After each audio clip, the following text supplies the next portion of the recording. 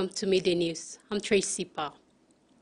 The first ever business forum between Indonesia and Papua New Guinea took place on Wednesday during the one-day bilateral meeting held at the HAPEC House in Port Moresby. President of the Papua New Guinea Chamber of Commerce, Hien Taratia, said the relationship between Indonesia and Papua New Guinea is logically and practically important. He says dialogue will continue to ensure the entity of the PNG Business Council is established. Minister for International Trade and Investment Richard Maru announced that the 6-month study will take place on the idea of free trade agreement with Indonesia. Additionally, PNG will be looking to bring up to standard trading facilities at Watong. Prime Minister James Marape and President Widodo at the forum expressed similar sentiments of strengthening country relations through business activities, and endeavors born to grow both economics, not just for their respective people, but in the region they occupy as well.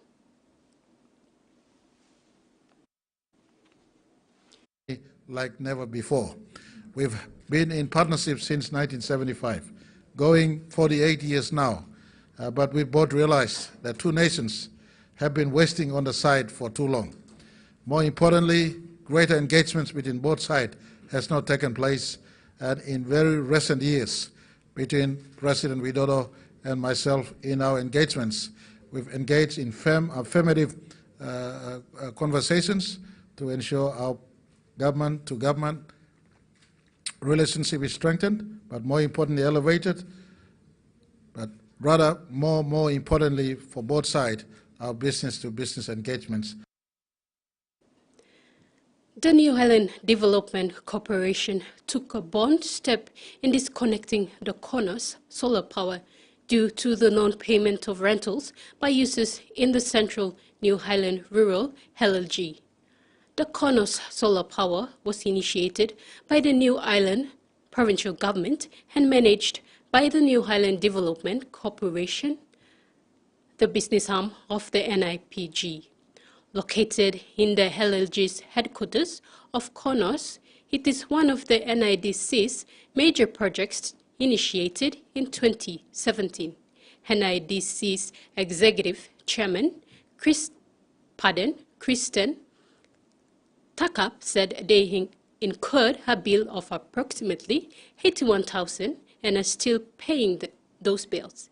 He added that it's a great deficit to NIDC and they cannot operate on deficit. Hence, they disconnected the power, gathered the users together and discussed a strategic way towards in terms of how best they can partner and set up some proactive measures to best serve users in the Central and Konos LLG. Takab said NIDC is working on a policy guideline to set up new rates for residents and business houses. A team from the Land Commission of Papua New Guinea is currently in Leh to host a 3-day validation workshop on its cooperative plan 2023 to 2027. The Land Commission of Papua New Guinea is the merger of the Land Titles Commission and the National Land Commission. Acting Chief Commissioner Molen Kelapak arrived with his team in Leh on Wednesday to host the 3-day corporate plan validation workshop. Kelapak gave a brief background of the revenue-generating entity, which was created following the passing of the Land Commission Act 2022 on September 2nd last year. Kelapak outlined that the formation of a corporate plan is one of 2 requirements for an entity to be independent and separate. The other is the need for a separate law. Contribute positively laws na workshop na we finalize him na we ensure mo sa Minister Primikan launching this time. Offer friend, I want a big club mark when you know what I can be proud of and force and mark club now.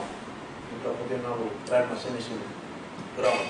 Big players at our ground or office or staff, companies, by staff, so working on corrupt deals, no one is the corporate plan and crime addressing on this time.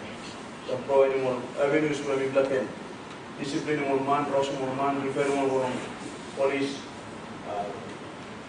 small staff camp, providing more housing loan.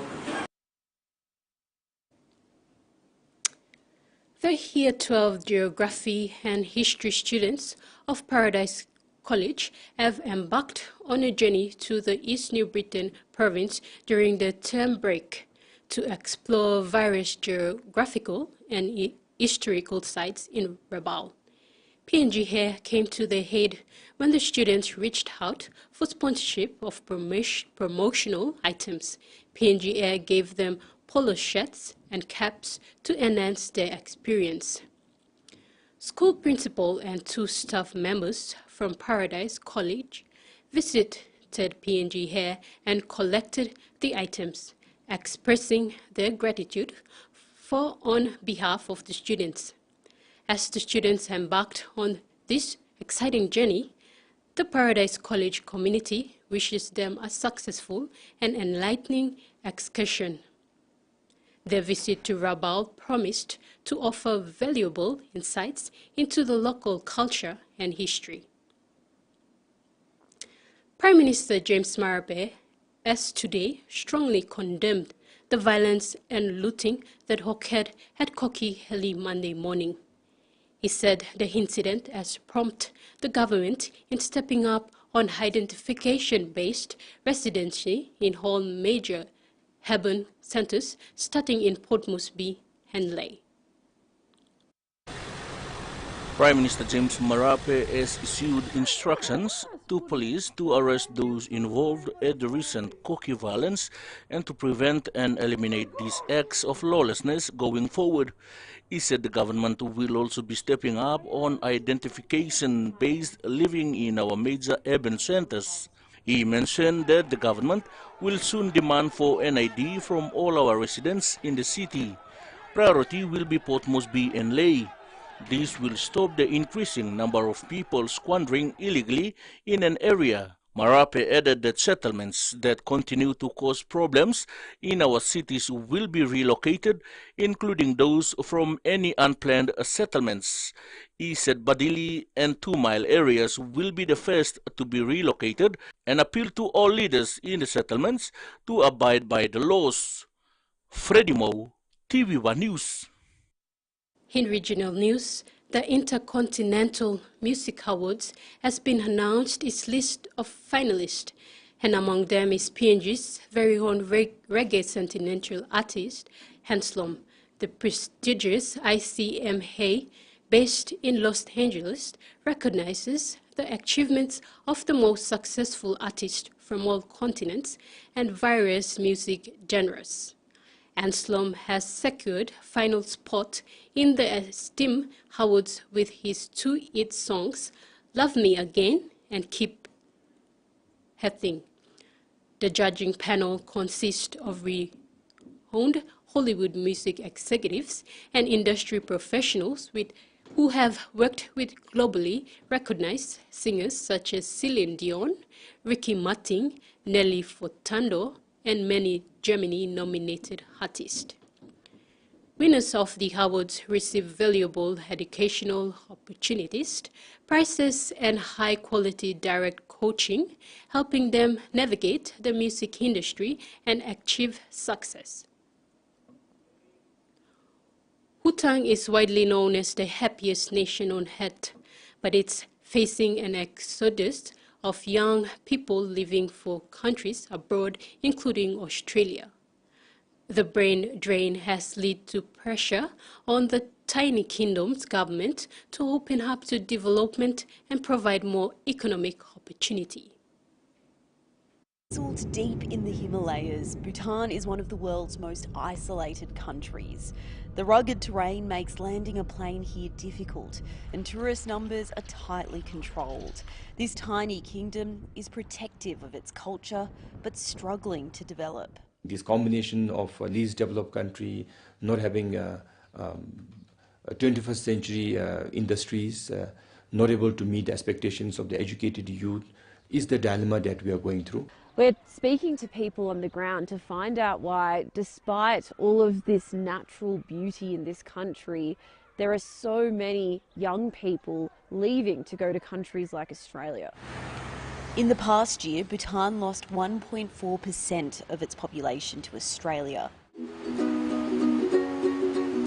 Kile Funsu is one of those trying to make the same journey. People are leaving is because they don't think that they have the ability or the opportunity to live a satisfied, content life in Bhutan, and they feel that they need to be abroad to get that.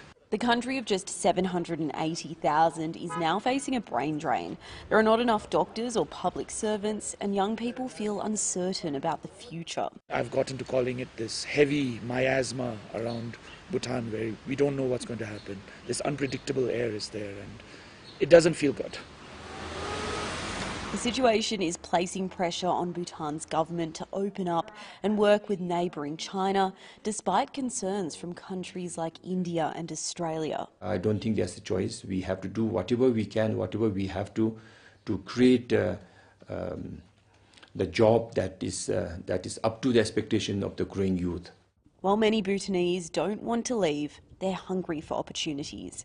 That would make their home a happy one for the next generation. Roderick Grant is a proud Jamaican football fan, ready to support the Reggae Girls at this month's FIFA Women's World Cup, and is hoping they dish out some specialists of their own during the tournament, just as he does from his own food truck. Yeah, so this is jerk chicken, man. You know, it's what we're known for. It's the most well-known dish to come out of Jamaica and the Caribbean. Because, you know, it's tasty. You're not really getting these flavors from anywhere else. And, you know, Jamaicans do it best. She invented it, number one. And number two, you know, we know how to cook a piece of chicken, man. You know, it's a big part of our staple coming out of Jamaica and the Caribbean.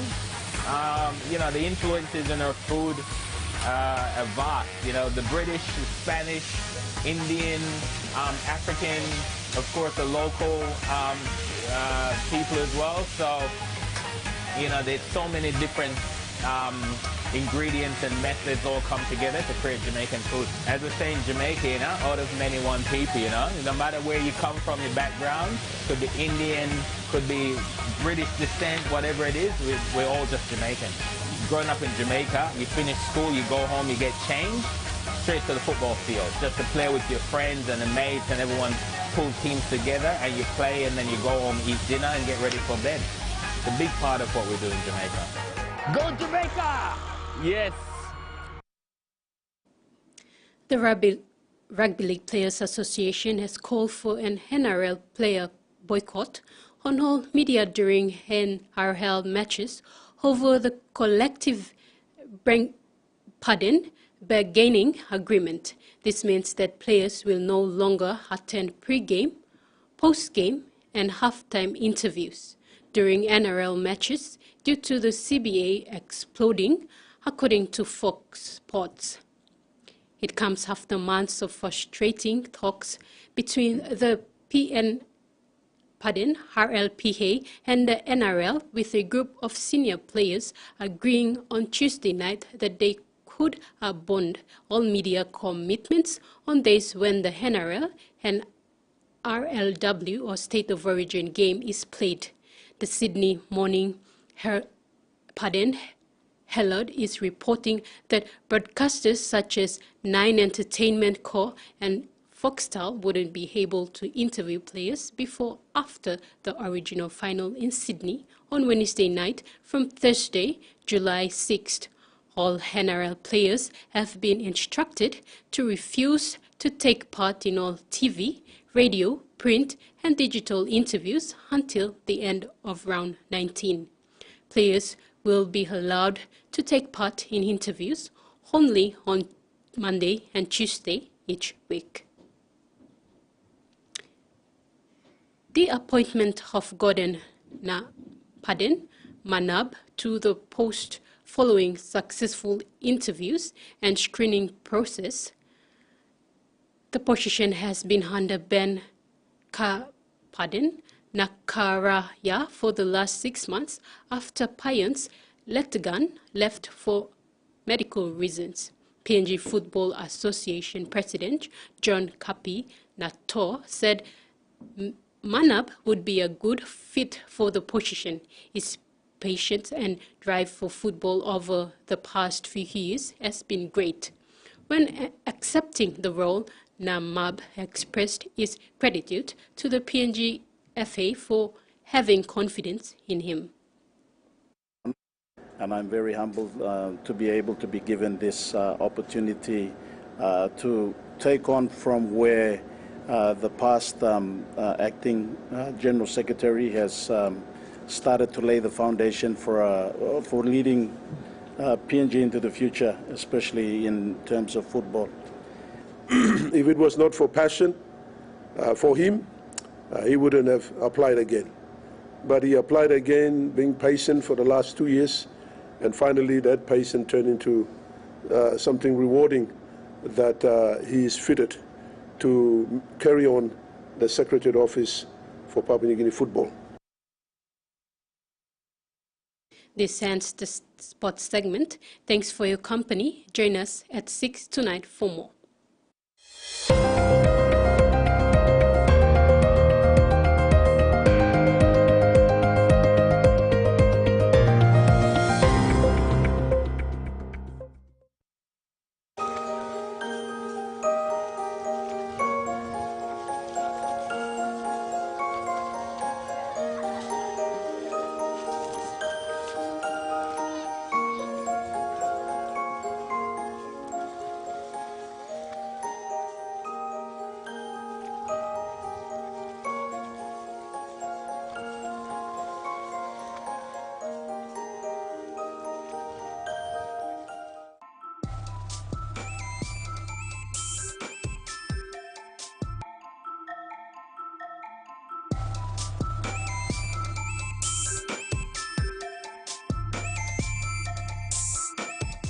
Back in the 80s, a cruise was